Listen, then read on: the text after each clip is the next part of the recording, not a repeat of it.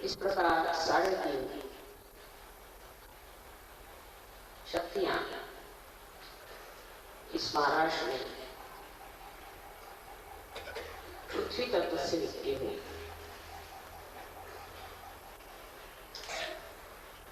और यही पे श्री चक्र भी विराजता है।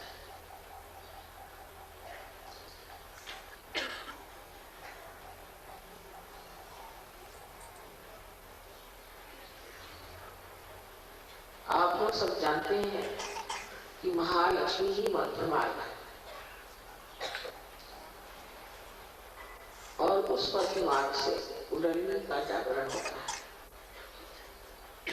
इसलिए हजारों वर्षों से इस महालक्ष्मी के मंदिर में उदो उदो अम्बे कहा जाता है, क्योंकि अम्बा कुंडलिनी है और कुंडलिनी की शक्ति महालक्ष्मी में ही जागृत हो सकती है। इसलिए महालक्ष्मी के मंदिर में बैठ के अम्बा की गीत गाया जाए। कोल्हापुर को मारा था इसलिए इसका नाम कोल्हापुर। कोल्हापुर नाम का एक राक्षस था। कोल्हे का मतलब होता है फॉक्स को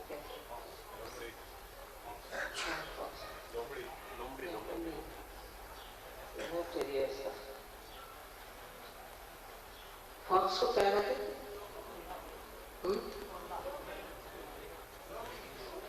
नहीं, लोमड़ी बहुत वो हल्की होती है।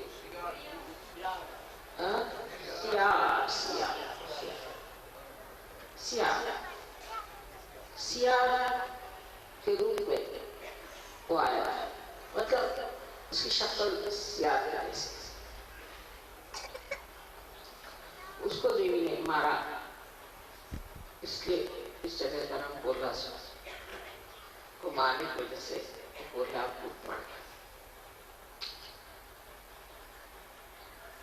लेकिन हर जगह जहां जहां मंदिरों में पृथ्वी तत्व ने इस स्वयं विग्रह तैयार किए, वहां वहां पूरी तरह से लोगों ने पैसा बनाना शुरू कर दिया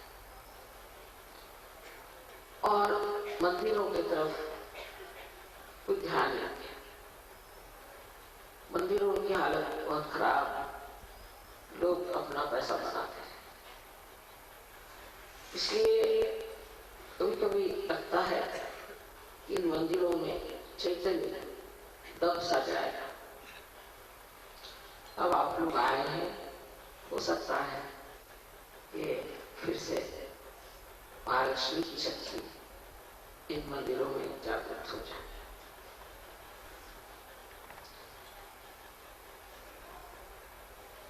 सुषुम्ना नाड़ी इस प्रकार बनी हुई है जैसे कोई कागज को आप 3.5 मरतबा लपेट लें। उसकी जो सबसे सूक्ष्म बीच की नाड़ी है उसे आप ब्रह्म नाड़ी कहते हैं। उसी नाड़ी से पहले कुंडलिनी को जगाया जाता है और जब कुंडलिनी इस नाड़ी से, ब्रह्म नाड़ी से बिल्कुल सूक्ष्म नाड़ी है, एक बाल के बराबर भी उठ जाए तो वो ब्रह्म रंग को छेद सकती और ब्रह्म रंग को छेदने से आत्म साक्षात्कार की शुरुआत हो सकती। ऐसे मध्य मार्ग वो इतने विशेष रूप का बना हुआ है कि इतनी भी आपने उसमें बाधाएं डाली है तो भी वो कुंडलिनी के जागरण के बाद धीरे धीरे प्रशस्त हो सकता है। और इसी चीज का अनुमान लेकर के हमने सहयोग में पहले शिखर और उसके बाद उसके इस तरह से ये मंदिर बांधा। पहले शिखर मराठी में है, आज कल समागम आए। पहले शिखर बनाना है और उसके बाद उसकी नींव डालना है। तो किसी तरह से जब ब्रह्मानंद छिप जाए उसके बाद थोड़े से प्रकाश में बहुत कार्य आ सकता है।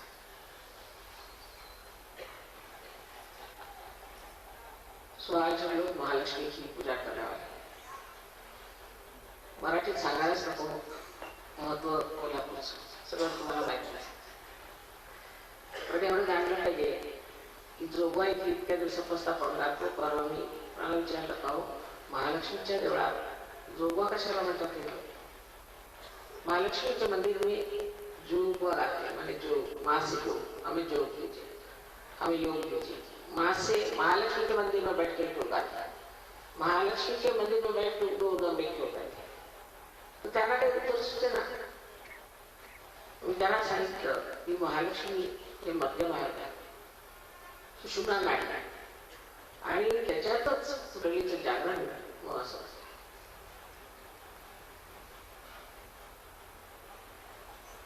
I welcome all of you from abroad, and this Kolhapur is regarded as one of the deities temple. There are 3.5 deities, or you can say 3.5 points of the Kundalini. So it is said that in this triangular bowl of Maharashtra, because it is surrounded by on all three sides by mountains, and the plateau is in the center. So all the three sides make a nice triangle. Is the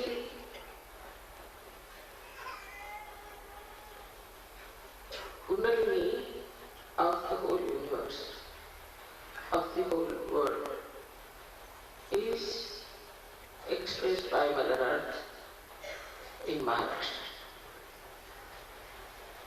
There are 3.5 energies which are called together. The first one is of Mahakali. This Mahakali power is expressed in Puja as Bhavani, and Shivaji Maharaj used to come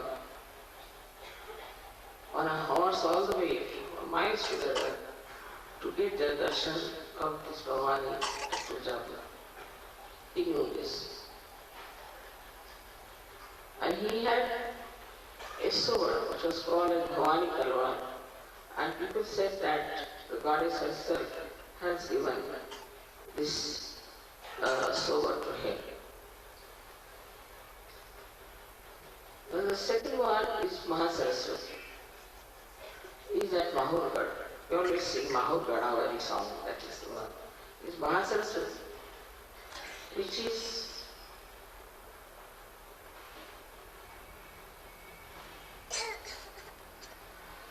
also called as Renugadi. That's the right-sided Mahasaraswati. Then the third one is Mahalakshmi. That is at Kolhapur.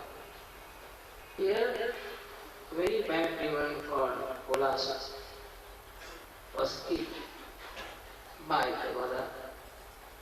So, this place is especially very holy for all of us, because you got your realization as the Kundalini went through your Sushumna Nadi, which is being nourished by Mahalakshmi princess. So in the temple they sit down. It's a Mahalakshmi's temple, but they sing that, "Oh Ambe, please rise, please rise, please rise."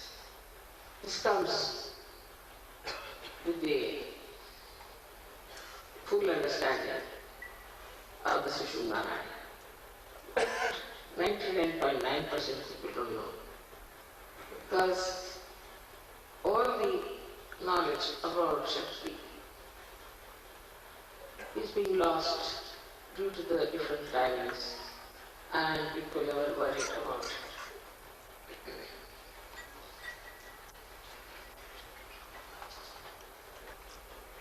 So one has to realize Indian Shastras, scriptures, Shakti is the most important thing.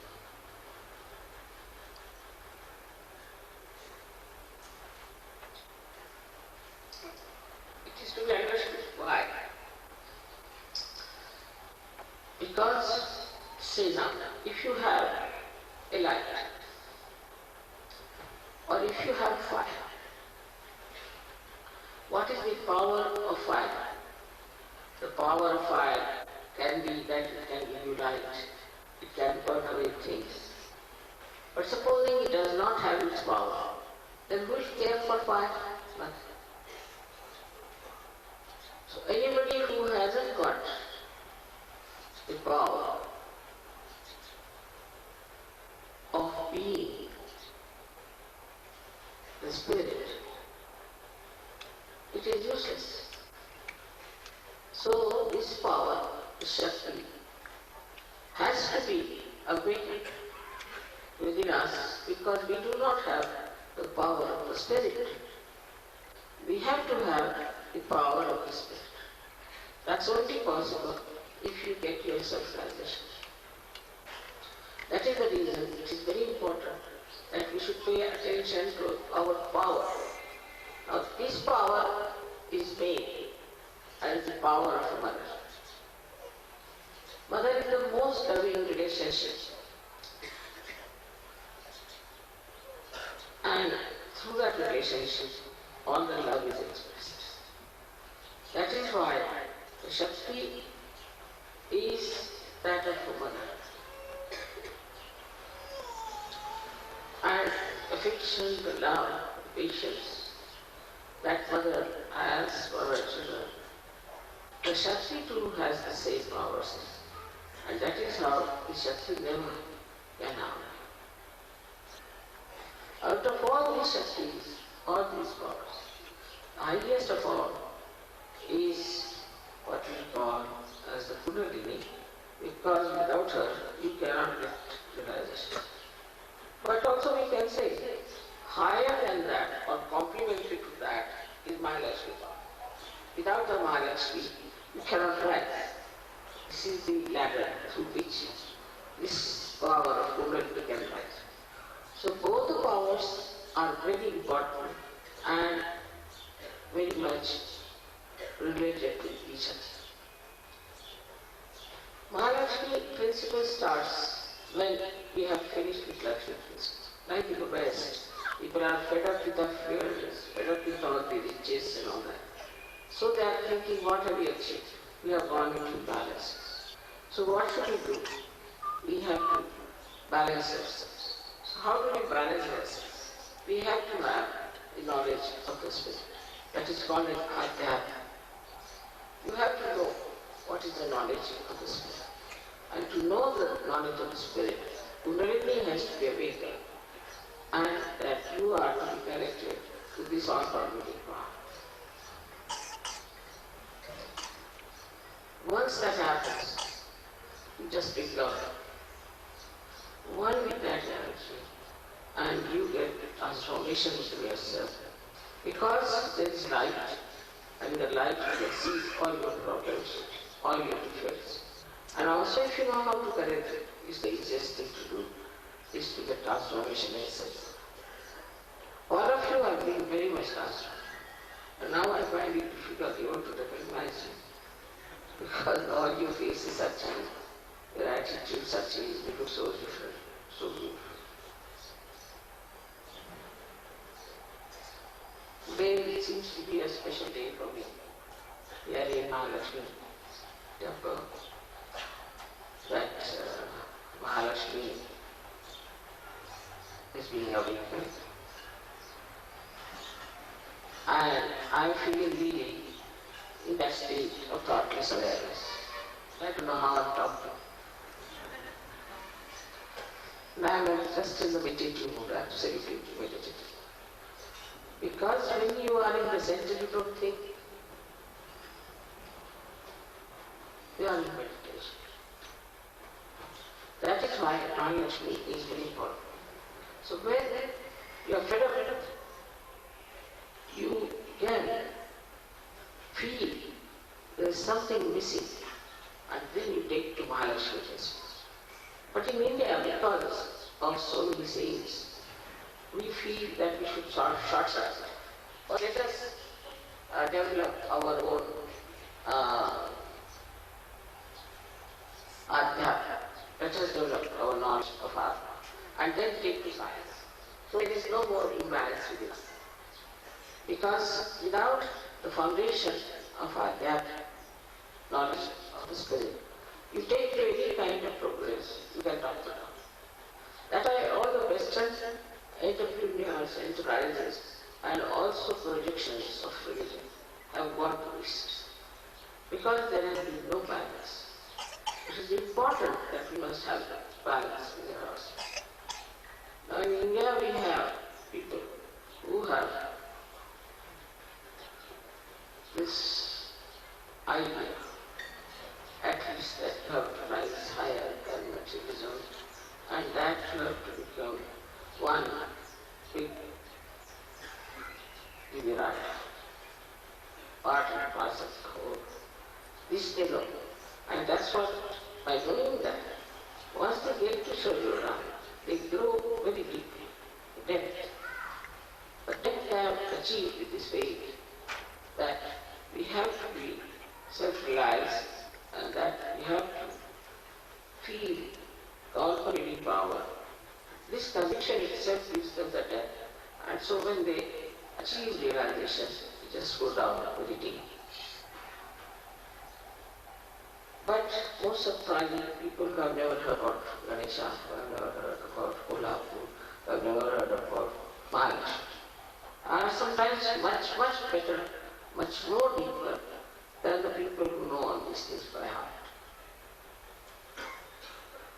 So, one can be done that those who know outward, those who know through their books, or through some gurus who teach them something, are absolutely outside. They have nothing left to tell us because they have had no experience of the self. No experience of the self. That's only possible when your Kundalini rises and breaks your Brahman. That is the time the first experience comes to you of this all-pervading. So all those people who have been only just praying to Mahalakshmi, have been going to her, doing a lot of penances, fasting, this, that, have no idea as to what Mahalakshmi wants.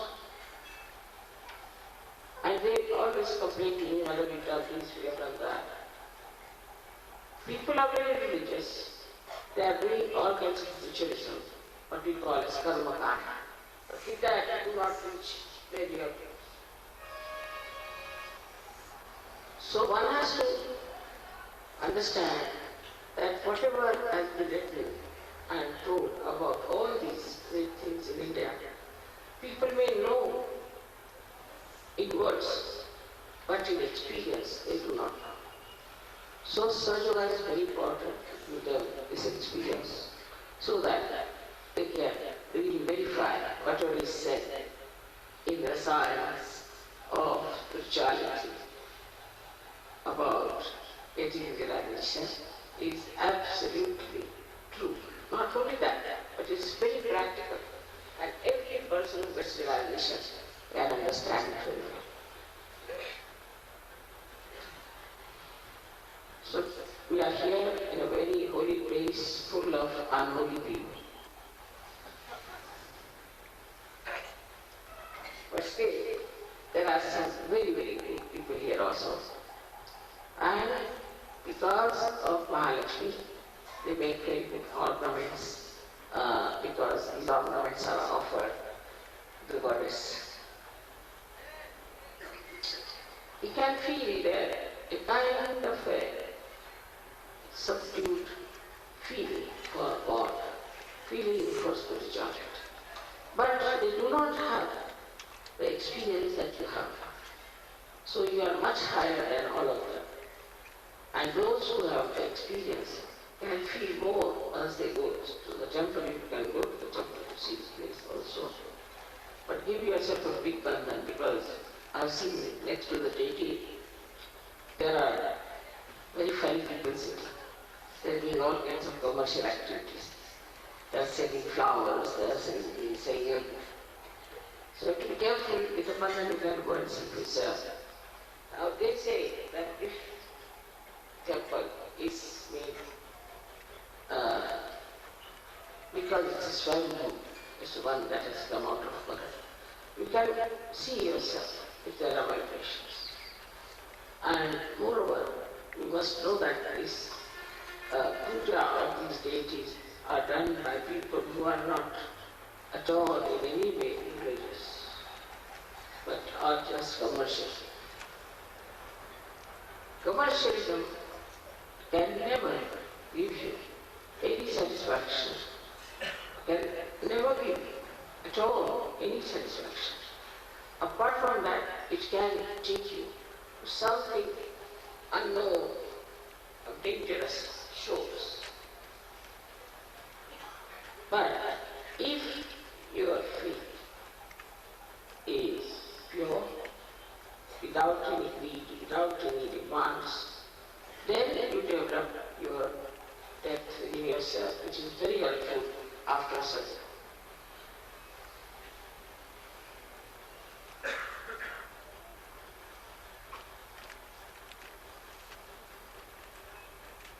It's a remarkable thing how the Shri Chakra is here and how they have made the complete calculation of Shri Chakra.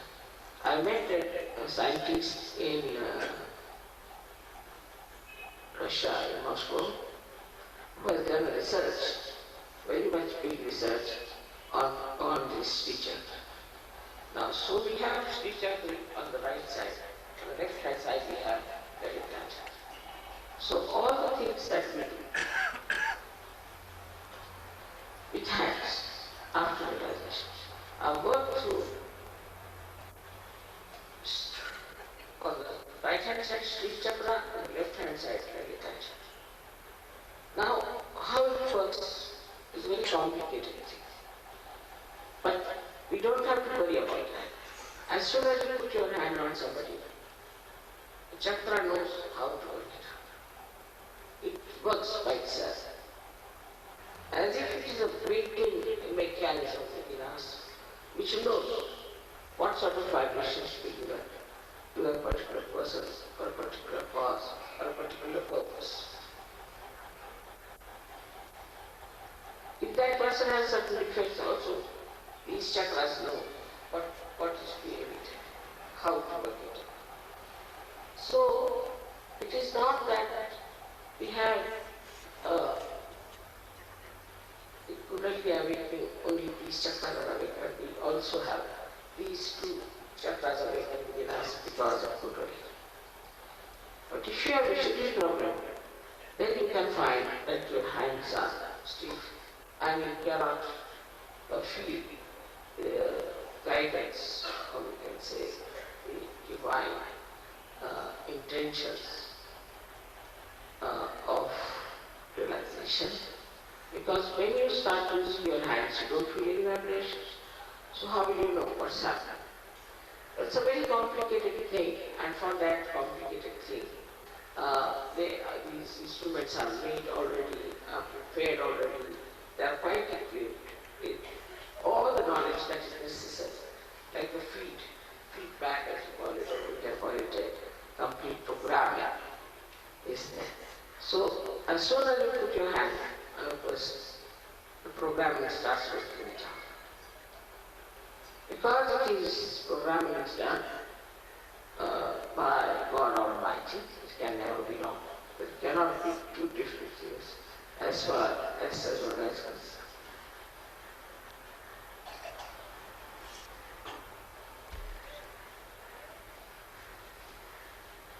I have been thinking about writing about all these big pithas that are in India, So it will be helpful to you as well as to others in India. But here the atmosphere is so bad, as if to think of God, to talk of God is absolutely wrong. You cannot see. People are in illusion and they think that all these talks and brought us nothing. Then it is the progress of the West is more effective, more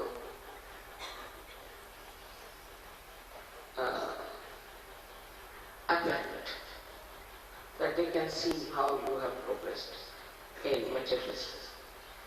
And they can't understand how we could progress with Adhyatma very much in the area of physical development or mental development. So now we come to a point where we realize that it is very important for all the Western people to have the foundation of Adhyatma. For that it is important to give us some of your conditions, because this knowledge is coming definitely from India. I mean, the Indians had all the knowledge of your medical science, this science, that science, that science. But God science is in India. And for that, what are you going to do? When the question of God science is concerned, what are you going to do about it? How are you going to work it out? That this is the science of God. And the God science has to be understood with full dedication and devotion. Because of the conditioning of the Western influence, the Western progress, sometimes we just do not know how to grasp this knowledge within ourselves. Very difficult. But if you can understand that as for science, we have to accept it fully from the West. You have to accept the knowledge of your spirit from the East. East has the knowledge of the spirit. For that, you have to be ready to receive it. But if you are still in your arrogance, if you are still in your own conditionings, then you cannot. Like a boy who comes from a village, has never known about science. And you suddenly put him in a science college. He said, what is this nonsense? What's all this? Oh, I have never known these things. Why should I use a test tube? Why should I go in the laboratory? All kinds of things he can start saying. And this condition is there. Then he ran away from school within 1 year or 2 years, maybe earlier. And that is what I find is their condition. So we must watch our conditionings. What sort of conditionings we have. While the Indians have conditionings of so-called religious beliefs and ritualism and this, they are very much conditioned also. But it is easy to overcome that when you realize that whatever you are worshipping, for example in India, everybody has a Kula Devata, means the family goddess, everybody. They must worship that goddess, particular goddess, everybody. So they have to, if they just ask, Mother, are you that goddess? So that is just not good. So the conditioning gets very easily validated. But the mental acceptance of something is very difficult. And I've seen also when they get married or marriage is arranged, they go mental. They go mental. If you go mentally, then you cannot understand anything. But if you are spiritual, then you can understand. For example, we see mother giving us these flowers and all. How can we go mental about it? It's a living process. For any living process we cannot get mental.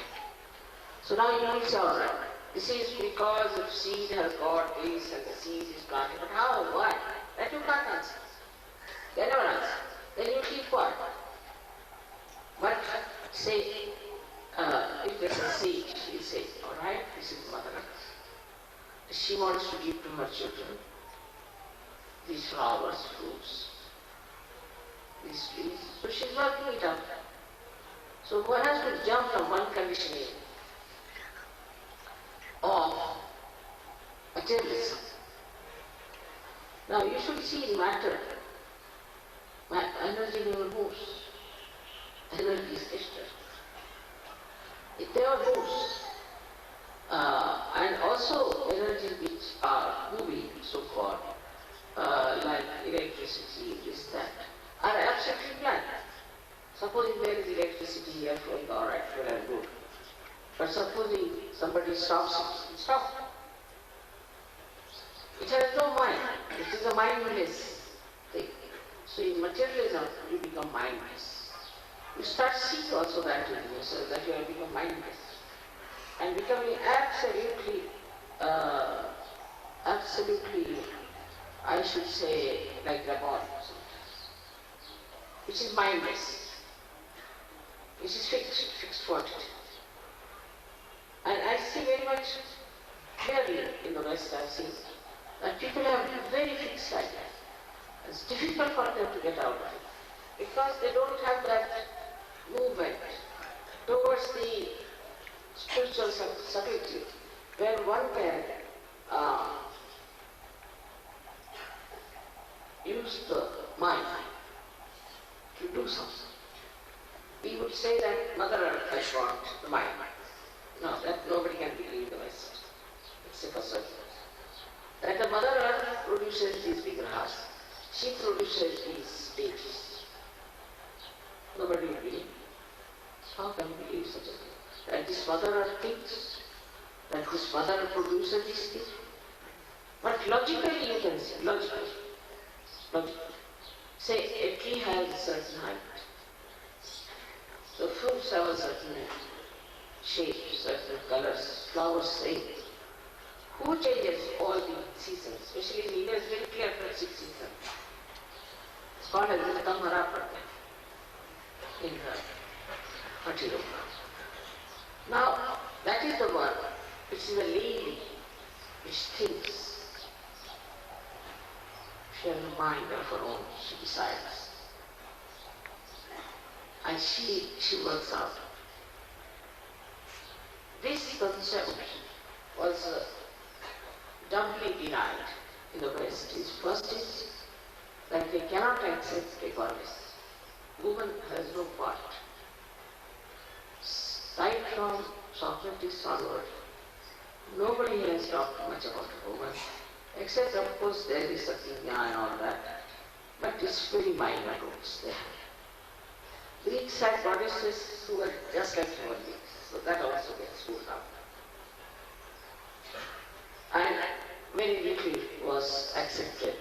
And when Christianity came, some of the Christians saw that there should be no mention of the mother in any. But despite that, people worship the mother. They worship the mother of Christ as some like a goddess. Though in the Bible she's talked as a woman. In a very deliberate style. She's addressed. So the conditioning of people is about the power of God hanging somewhere in the air. That is there and that gives us everything. But what is the communication? What is the justification or what is the logical thing? How to explain? So you have to say it is a mystery. God is a mystery, He hangs somewhere in the air, He does everything. And how can people believe in it? So the Christian conditioning has been even worse than, I think, Jew conditioning.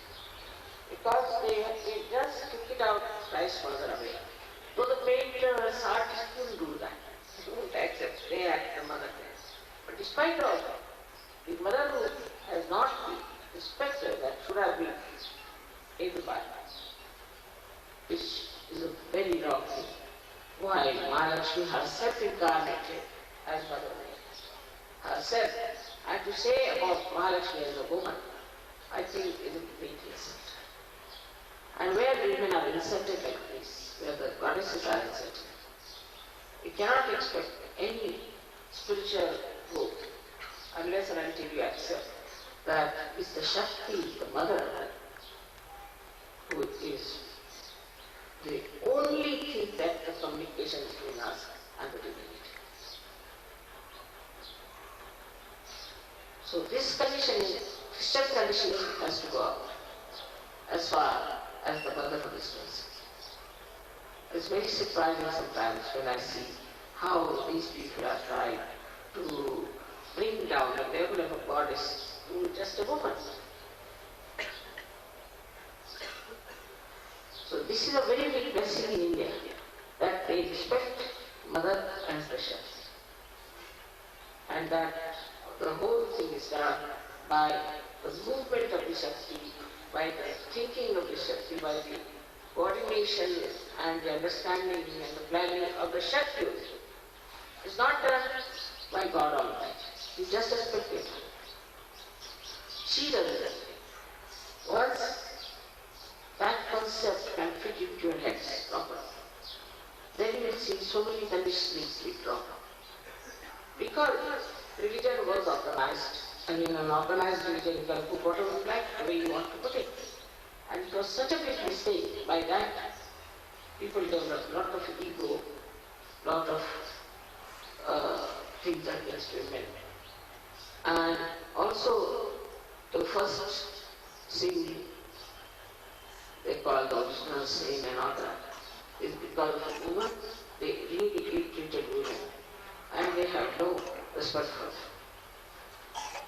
So the women have changed their role, and instead of becoming mothers and goddesses, they have tried to become something like actresses. But you can understand that without the power, there is no sense in anything. And this is the power of love. And this is the power of truth. Once you get that power, you should humble down and know that this power is within us, which has given us all this knowledge, which has given us all this ability to raise the Kundalini. All this is because of energy within us, Shakti within us. Without that, we are nothing. And that is the mother who has done it. I do not know how much to press this point, but it's important. Because I find, especially in England, some newspaper people say, how do you feel as a guru, as a woman? I mean, it's kind of a woman, and as if I am sort of that movement where women are starting the fight for the men sort of thing, and now this is another guru with a woman, so she should be supported, or some sort of nonsense. It's the only the mother who does this job. So there's no question of asking such a question. But that's what it is, that we should first know that is the feminine quality of a woman as a mother is very powerful. But we should encourage it and try to develop it so that spiritually you can communicate, spiritually you can imbibe these qualities for your own children. The mothers who do not have that can never develop good children with proper emotions, with proper value system of morality. So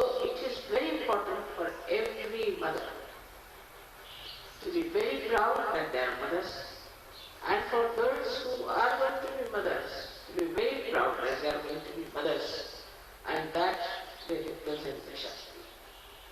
So now what is the part of the men is to take full advantage of that power by understanding, by complimenting, by looking after that.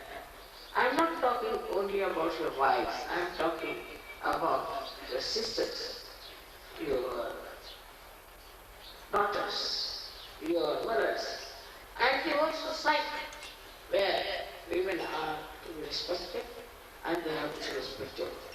And women should try to be respectable, to try to know that they are the powers and they are the ones who will be used by this divine power as chance, more than men. But if they are useless, then of course they wouldn't bother about them. They would like to bother them about men much more than what they are. So it is important to understand what is your role in such a world. This is your role in such a world. And I am sure you can work it out. You can manage this part. You can equip yourself for this role, which is so beautiful and so much can be said about Mahalakshmi, and there's no entry, but I think later on we should keep this program on every year. You all should come to Mahalakshmi temple here, to the in the Kolhapur, and then I'll tell you all about the mother's qualities, what she is as Mahalakshmi. And today we have the